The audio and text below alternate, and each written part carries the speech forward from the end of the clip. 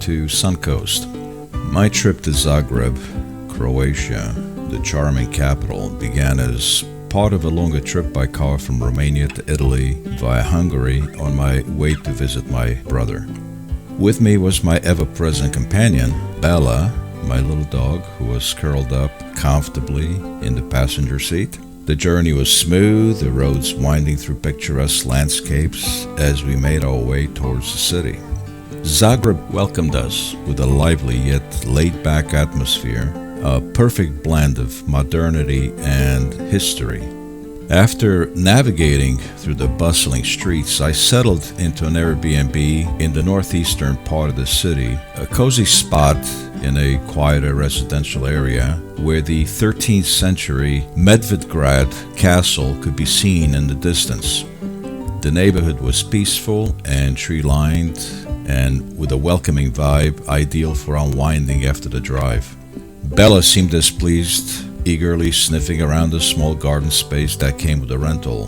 The host had left a thoughtful note about nearby parks, which I mentally bookmarked for a morning stroll. After a quick dinner, some local bread and cheese I picked up along the way, I turned in for the night, lulled to sleep by the distant hum of the city. The next morning, after a leisurely walk with my dog around the neighborhood, we hopped back into the car and set off for Zagreb's historic center. The drive took us through a mix of modern avenues and older, narrower streets, the city unfolding in layers of architecture and charm. I found a convenient parking spot in the center of the city in the Kaptol Center, which is located on Nova Ves or Kaptol Street that leads to the center of the historic town. After parking the car underground, I stepped out of the Kaptol Center and walked over on Kaptol Street towards the Zagreb Cathedral. Along the way, I admired the architecture of the buildings on the avenue. With my dog happily trotting beside me on her leash, we stepped out into the crisp morning and began our adventure through Zagreb's historic core. The center is split into two main medieval settlements, Gradec and Kaptol, each perched on a hill and brimming with history, separated by the bustling Dolac Market and connected by the cobblestone streets that seem to whisper tales of centuries past.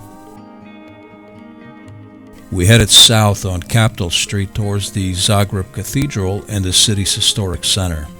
Along the way, I admired the human-scale architecture of the buildings that harked back to simpler times. The street was narrow and felt familiar. Most of the houses come to the end of the street, but practically all of them have large inner courtyards.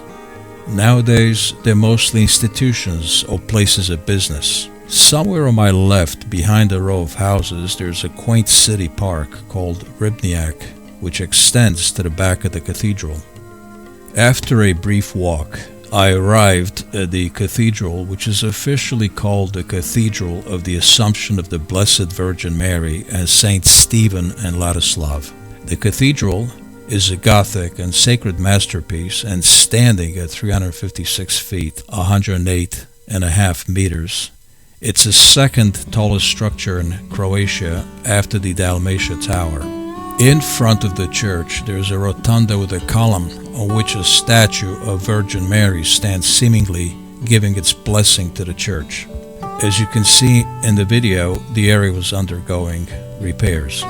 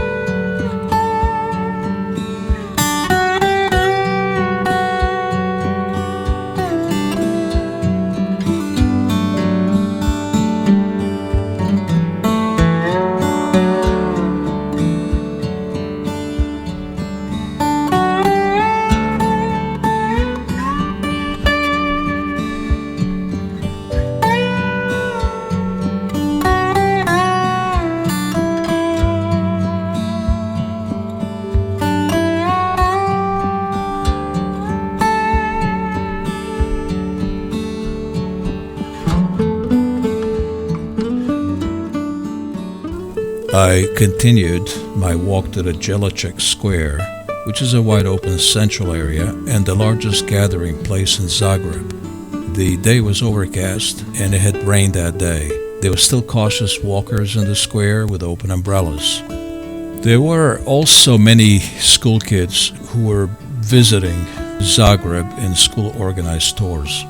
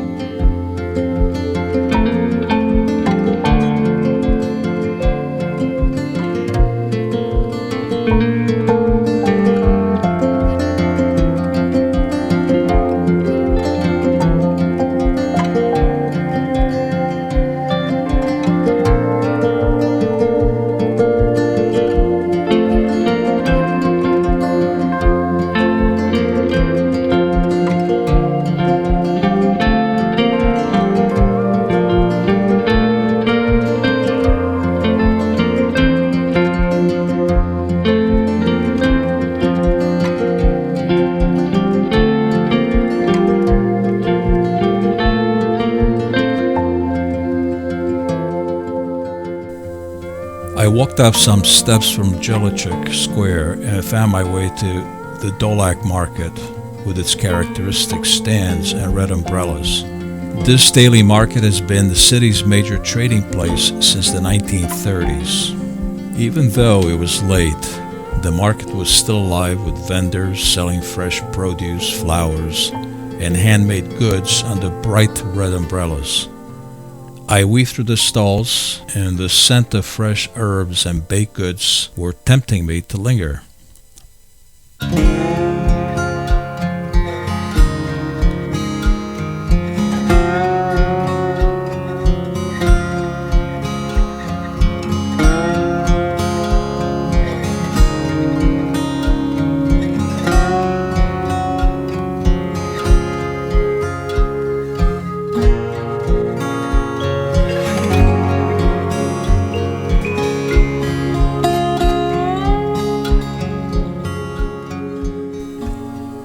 From there, we climbed the steps towards Kaptol, the ecclesiastical heart of Zagreb.